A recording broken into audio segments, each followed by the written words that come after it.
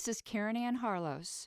Most materials used are available to the general public at lpedia.org, particularly the LP News issues, which are archived in full.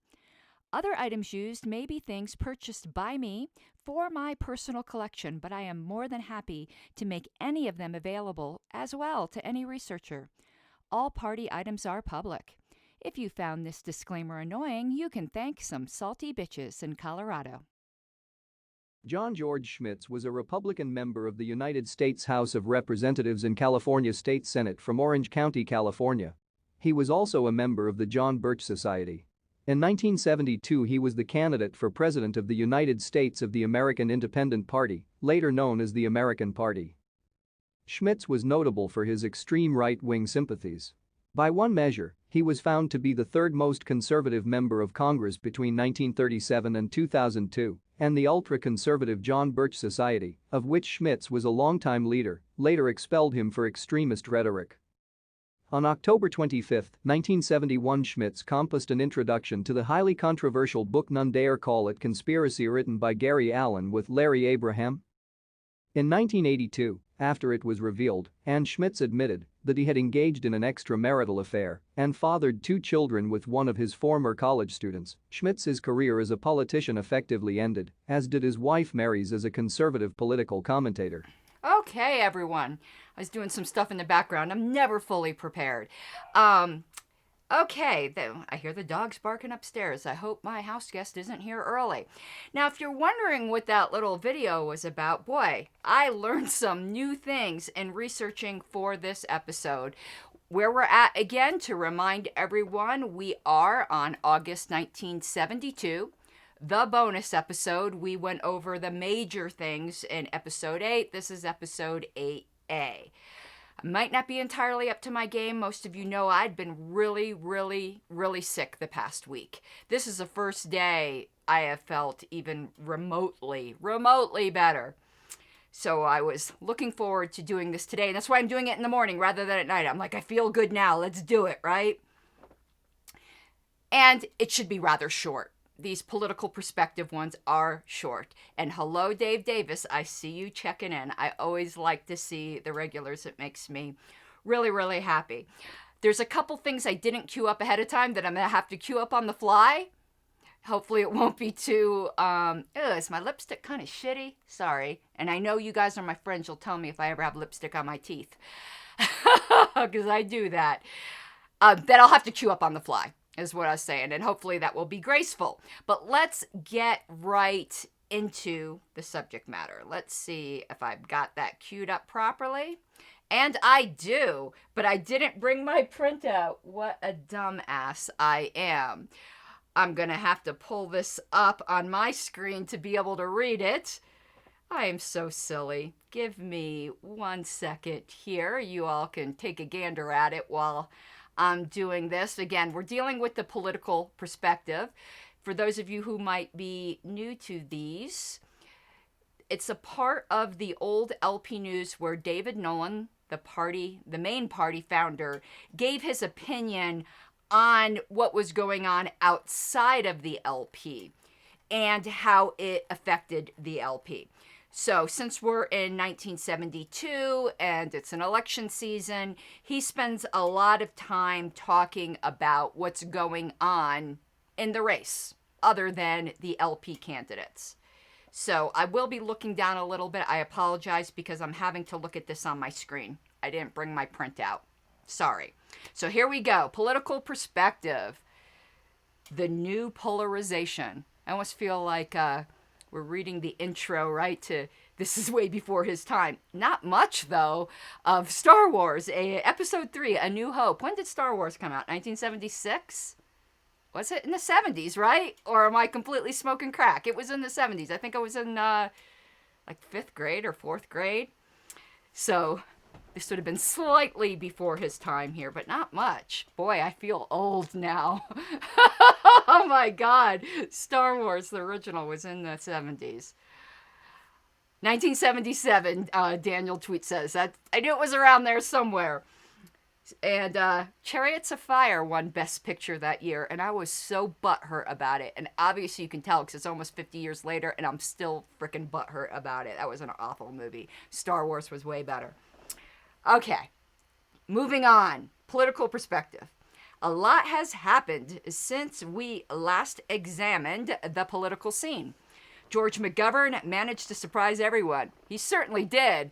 He certainly managed to surprise David Nolan. David Nolan did not guess in a million years that McGovern would get the Democratic nomination. But if you remember, things were thrown all in an uproar, and all bets were off when there was the assassination attempt against George Wallace.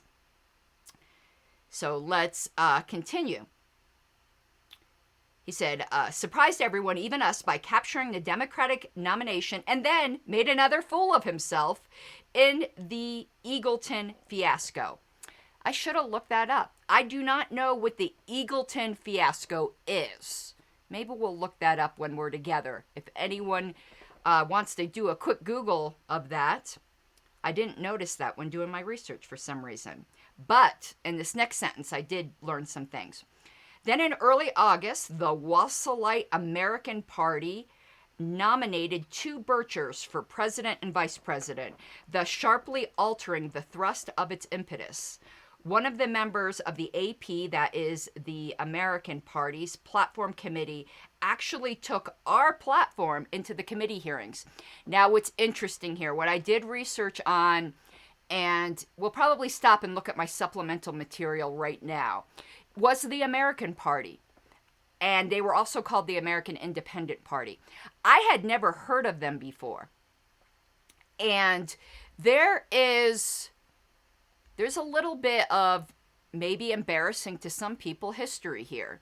But as I've said, history doesn't care about our feelings. You can see by what David Nolan said here is there was some overlap, at least on some issues. Of course, there's overlap on some issues with both parties, but I think more so than we'd like to admit between some of the views of the American Party and the Libertarian Party. I mean, how often do you hear that a Democrat or Republican took the Libertarian platform into committee hearings?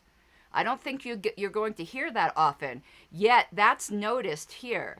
And though people don't like to admit it today, there was a lot of sympathies between the John Birchers and the early Libertarian Party. A lot of people do not like to admit the very hardcore right-wing influence in the early party. Yes, George Wallace did. I'm looking in the chat. Dave Davis said George Wallace ran in '68 on the American Party ticket. He did indeed. And since I had never heard of them before, I had wanted to look them up. So let me take a second here. I have some stuff here on the American Independent Party. And what am I doing wrong in my... Let me quit this. Okay. And let's go here to a new scene and let me see if I can pull up these items I would like to share with you guys. Here's where things aren't as graceful as normal. Overlay, new image. Let me find these little screenshots I had. I had two of them. And here's the first one. This is from Wikipedia on the American Party, which was also the American Independent Party.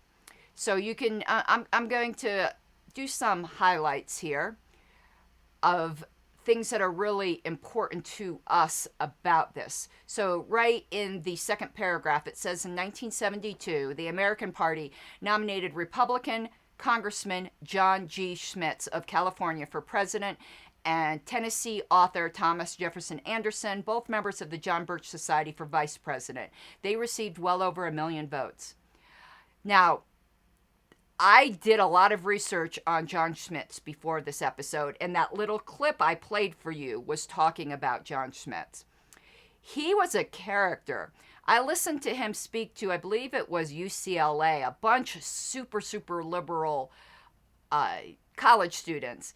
And he like half played the comedian, but really like answered their questions directly and had a lot of guts. And I could see where a lot of similarities were with the LP, but also where there wasn't. Like he was very much anti-drug legalization. You know, there was that streak of the right wing, which we would not agree with. But when it came to economic policy, there was a lot of agreement. Now, what I found also interesting, if you look at this article where it talks about after the 1976 split, what's really interesting is I keep reading about it being called the American Party before 76. So even though it says they split into the more moderate American Party, it seemed like even before 76, they were called the American Party a lot of the time and the American Independent Party some of the time. It seemed like those names were pretty interchangeable. And it said that they split into a more moderate party, which focused on the Deep South. And it says the American Party has not achieved ballot access in any state since 1996. But here's what was interesting. From 92 to 2008, the American Independent Party, so that would have been one half of the split, the less moderate, was the California affiliate of the National Constitution Party, which used to be called the U.S. Taxpayers Party. And we're pretty familiar with the Constitution Party as a sometimes competition with some LP candidates, and they're pretty much the theocratic party of today. And it is interesting with the Constitution Party is that other third parties like morph into affiliates of the Constitution Party. That's happened multiple times. And let me put the Daniel's thing up here on the screen if I can do that, because this is, so everyone has this link. That is the speech I listened to. John Schmitz at USCLA in October 72. It's about 55 minutes long. It is really interesting. He is a character, and you're not going to like what he says a lot of times. I certainly didn't. He was really weird on like the Vietnam War and things. But the guts he had in directly answering a very hostile crowd was, you don't see politicians being that honest anymore. Like, he was very honest about his views, even though he knew he was dealing with a hostile audience that booed him most of the time.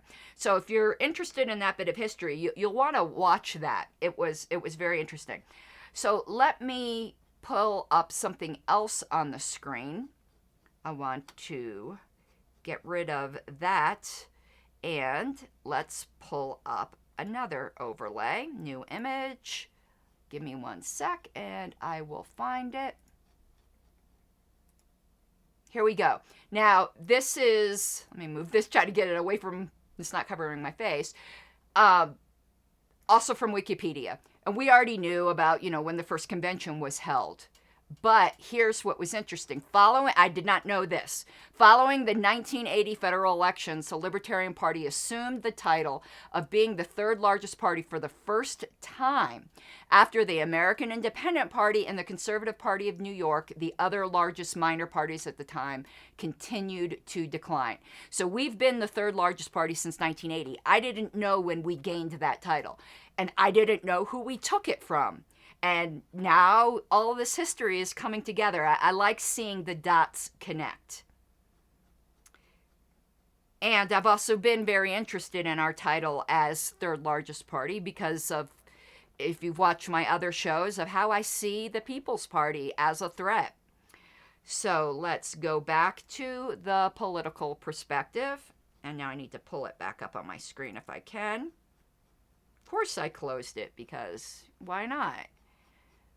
Let me pull that back up.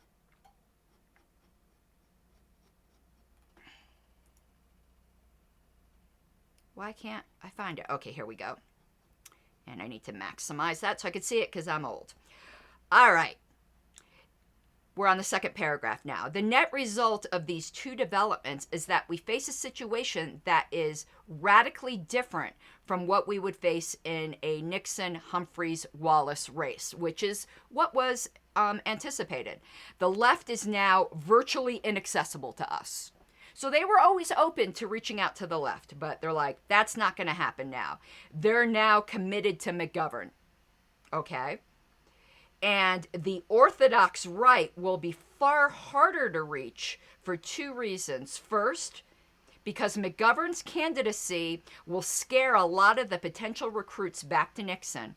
And second, because those who don't go back to Nixon will probably go to Schmitz.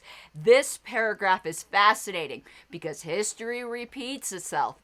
Every election is the most important election of our lifetime, right? You can just hear them, can't you? You can't vote for this new third party, these libertarians, because McGovern might beat Nixon. So you have to, even if you don't like Nixon, you have to go vote for him. And then the ones who might be willing to risk something is going to go to the larger third party at the time, which was the American Independent Party, and John Schmitz, who was a known factor. But I just found that to be something we could really relate to. So continuing, and what did I just do? I know you guys can't see what I like have a scroll wheel and I screwed up. I can't find what I was looking at. Okay, here we go. The first of these problems can be overcome to some extent by hitting disaffected conservatives with the arguments presented in our new leaflet, McGovern, the Dangerous Decoy. I've looked everywhere for this pamphlet. I want it so bad. And here's what's funny about it. I can't even find a reference to it anywhere other than in LP News. There isn't even an image of it. It isn't referenced in any articles outside the LP that I can find, which just makes me so now curious. This must be a really rare item. Someone in the LP has to have this. Someone who was around in the 70s has to have this pamphlet. I'm hoping they will hear this and at least get me a photocopy of it. I want to see this. I want to get it up on LPedia. It's obviously an important piece of history. It keeps getting mentioned and it's rare. Now, continuing. The second will be harder. Schmitz himself is using many of the same points about McGovern and Nixon to swing people away. And that from HMN, and I believe, what's that say? I can't even read that. I believe he's talking about the Hospers-Nathan ticket. So the points that Schmitz is using would be the same points we would have used to get people to vote for Hospers and Nathan, and he was a much bigger candidate at the time.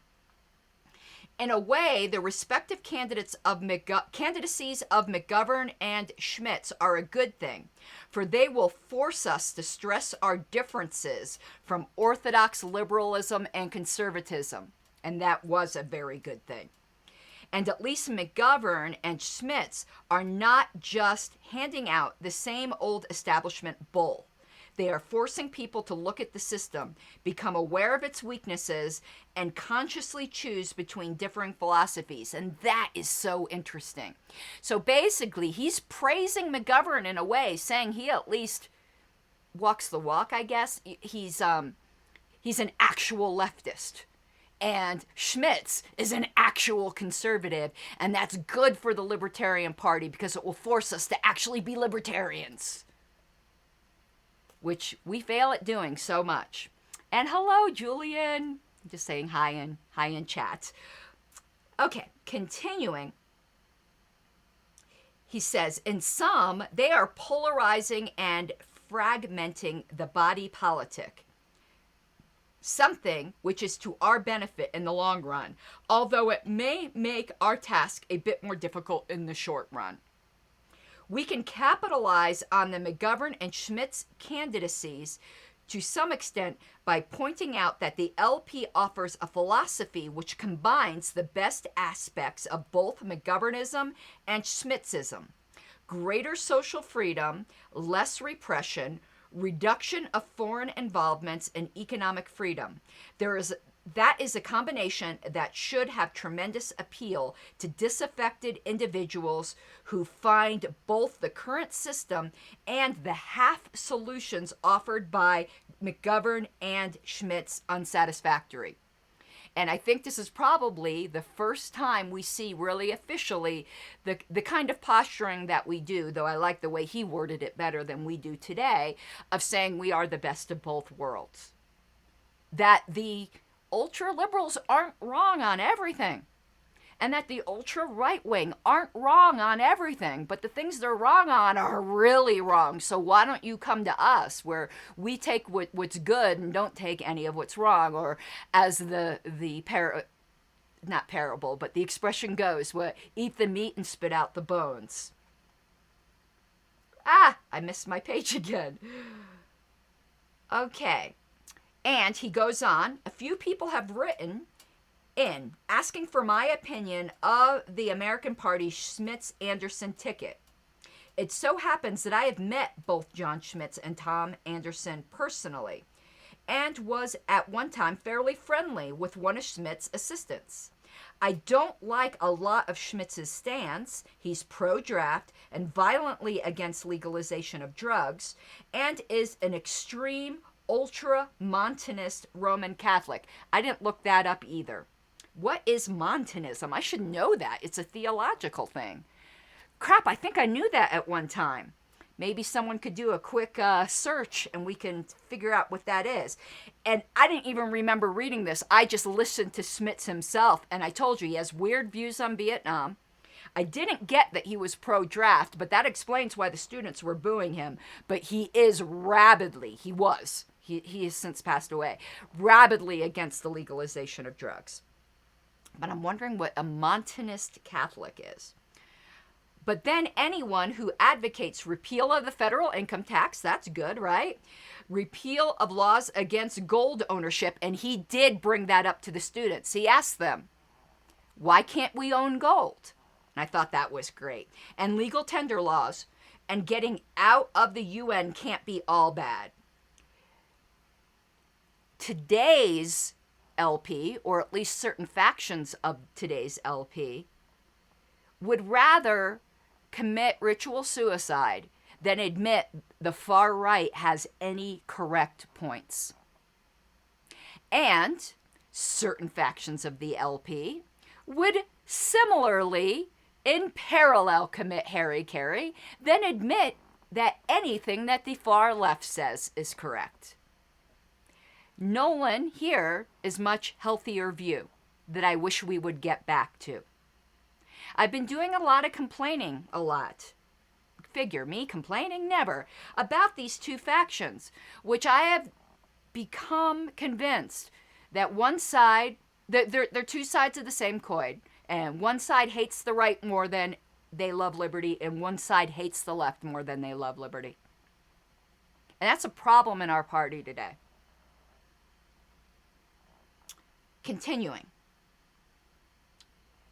Both Schmitz and Anderson are intelligent, sincere men of high personal integrity. Unfortunately, they aren't libertarian. Comparing Nixon, McGovern, and Schmitz, I'd rate them as follows in the three major areas of political philosophy: economics, civil liberties, and foreign policy. We'll talk about that rating, but I want to finish the paragraph where Nolan stresses that this assessment is his own and not an official LP statement, which gives Schmitz an edge. And if these were the only three choices available, I'd vote for Schmitz. Thankfully, these aren't the only choices. So we've got to face the historical fact here that the party, that the main party founder openly said if there wasn't a Libertarian Party, he would have voted for the far right candidate. I mean, that it is what it is. I would have rather he had said he wouldn't have voted. But most of the early LP founders weren't fans of abstaining from the system. In fact, they were very hostile to that, mostly because the people that vociferously advocated never voting and voting is violence were jerks to the LP. Right now, I think we're a whole lot more sympathetic to people who choose not to vote. What's very interesting, and thank you, Daniel, we got a Wikipedia article on Montanism that we'll look up. What's interesting today is how friendly we are to principled non-voters. And some of the more extreme prags don't understand that. They're like, we're a political party. If you don't vote, what good are you? Well, let me tell you something. Some of our best ballot access petitioners are non-voters. Isn't that interesting? They spend their time getting us ballot access, and they are principled non-voters. So don't tell me what good are principled non-voters. They can do a lot of things. The chair of the LPCO 2 chairs ago was a non-voting anarchist, and he was the chair of a political party. And he did a lot of great things. He just didn't vote. And I didn't have a problem with that. What I did have a problem with was him kind of mocking people who did vote. You know, you kind of can't do that, but if you're the chair of a political party. But, you know, everyone has their own little things. All right, so Nixon in economics was given a D+, McGovern was given a D, and Schmitz was given a B+. And I would like to read that book by Schmitz that was referenced in that video I played at the beginning, None Dare Call It Conspiracy. And there's a more recent book, isn't there? It wasn't written by Schmitz, called None Dare Call It Treason. I don't know what either of them are about, but they sound interesting, so I'll probably order that. And then on civil liberties, Nixon was given a C-, McGovern was given a C+, and Schmitz was given a D+. Now, notice then you can see David Nolan's priorities. He said if there was no LP, he would vote for Schmitz. Meanwhile, he gave Schmitz a D+ on civil liberties. So we see David Nolan's personal priorities was economics, because that obviously was more important to him when you look at those 2 columns. On foreign policy, Nixon got a D, McGovern got a D+, and Schmitz got a C. Overall, Nixon got a D+, McGovern got a C-, and Schmitz got a C+. Now, isn't that interesting? The far left candidate and the far right candidate both got C's, one a minus and one a plus, from David Nolan. So let me go over here to my other screen just to click on this link really quick on Montanism, because I'm like so embarrassed I don't know what that is, because theology is like what I knew. So let's you know what I'm going to do? I want to take a screenshot of this, because when I share my screen, things go a little wacky. And let me see if I can put this up on the screen so we can all take a gander at it. I need to clear some things off my desk here, though. Give me one sec. Okay, new overlay. Let me go here to new scene, get me just up here, hi, and pull up this screenshot I just made. Overlays, new image, desktop. Here we go. Here we go, Montanism. Known by its adherents as the New Prophecy, was an early Christian movement of the late 2nd century. Let's see here. It was labeled a heresy for its new prophetic revelations. The prophetic movement called for reliance on the spontaneity of the Holy Spirit and a more conservative personal ethic. What's heretical about it? That is, I don't see anything like really alarming here, do you? Now, I can see perhaps in Catholic circles why it would be considered, perhaps, I'm not a Catholic myself, so any Catholics can correct me, but Catholics generally aren't charismatic. Now, let me explain what I mean. In normal parlance, charismatic means people who like command a crowd and have this great personality. That's not what charismatic means in theological circles. In theological circles, The charisma is the gift of the Holy Spirit, and charismatics are those who believe in speaking in tongues and kind of that. I'm not a charismatic myself, so just so you know.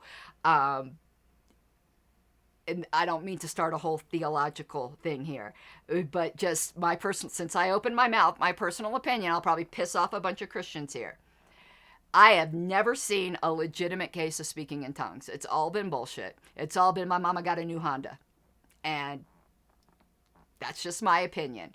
I don't believe tongues are a gift for today.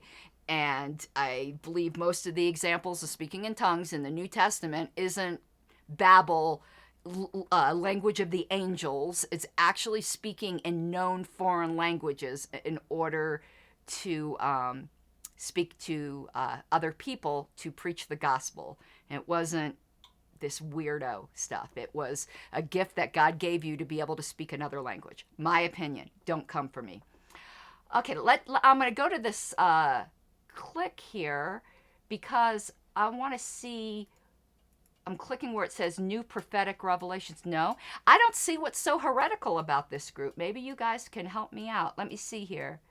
I'm continuing in this Wikipedia article, and I'm trying to figure out, were they considered heretical even by, well, I know they existed prior to Protestantism, so I'm being a little anachronistic here, but I'm wondering if today's Protestants consider Montanism heretical, or whether it's just a heresy of the Catholics. Let's see here. Ecstatic prophecy. Okay. Yeah, so they are really tongue speakers. They said the Montanist prophets did not speak as messengers of God, but were described as possessed by God, being unable to resist. A prophetic utterance by a Montanist described this possessed state. Lo, the man is as a liar, and I fly over him as a pick. Interesting. A criticism of Montanism was that its followers claimed the revelation received directly from the Holy Spirit could supersede the authority of Paul or Jesus. Okay, I got it now. So they're claiming that their words could be greater than the Bible, kind of almost like modern Mormon teaching. So now I get why people, okay. I don't see why David Nolan cared, though. So he said Schmitz was an ultra-Montanist. What does that mean? Like, I don't know. Why was David Nolan upset about a religious view? Doesn't that seem a little weird to you? Oh, this is different. I looked up ultramontanism. That is different. We just looked up Montanism. Let me pull this up for you guys. We're getting some theology here. And I think this will explain why David Nolan was bothered by it. This is a little bit more than some obscure theological dispute. Let me pull this up. Here we go. Okay, ultramontanism. A clerical political conception within the Catholic Church that places strong emphasis on the prerogatives and powers of the Pope. That explains it. I'm going to read into this, but the fact that Wikipedia says it is a political conception, it makes me think we're talking about some kind of theocratic belief here, which then is very interesting. If that was something that was welcome in the American Independent Party, and then in, was it 1976, the California affiliate of the American Independent Party became the Constitution Party, which we all know is a bunch of theocrats. The dots are connecting. Hopefully you like connecting dots. So I guess they believe they take their political marching orders from the Pope. I'd have a problem with that. I can see why David Nolan would have a problem with that.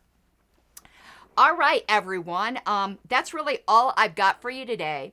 I'm not going to go through my usual closing thing with, become a patron and all that. You guys already know that. I'm feeling a little tired. I don't want to go through that. You know it. If you can support me, support me. But one thing I did want to bring up is, and let me put this up on the screen here, just so others can get this if they want to read more on this. I have a goal. I have a dream. No, I have a goal. Right now, as you know, I'm trying to reach potential monetization with YouTube, and you have to have certain minimum requirements. I've got enough subscribers. What I don't have is enough view hours, because for the first 9 months of my channel, I just didn't post anything really. I've only been really hitting it hard for about 3 or 4 months now. You need 4,000 view hours in a year in order to qualify for monetization. It doesn't mean you'll get it. It just means you can be considered for it. I'm at 2.2 thousand view hours.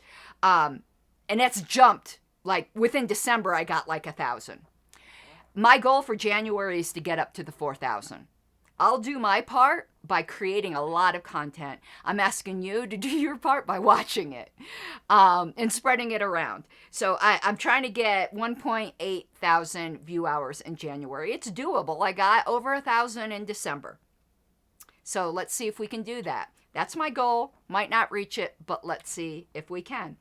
And that's all I've got for you guys. I'm going to be spending the rest of the day recording episodes of The Cult of RONR with Mike Seebeck and doing some bylaws work for the Libertarian Party of Colorado. Not for them, but as member submissions, because long story, you don't even want to know. So have a good day, everyone, and I might do an episode tonight because I've got some other clips, some more Dave Smith. Did I say Dave Smith?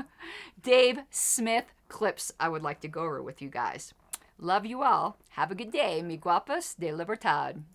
You gotta take what you're given, that's how we live it. Don't be mad at the system, it's simply how we've existed. I hear a lot of people talking like they politicians and choose to be an accountant because it's safe in the business. Not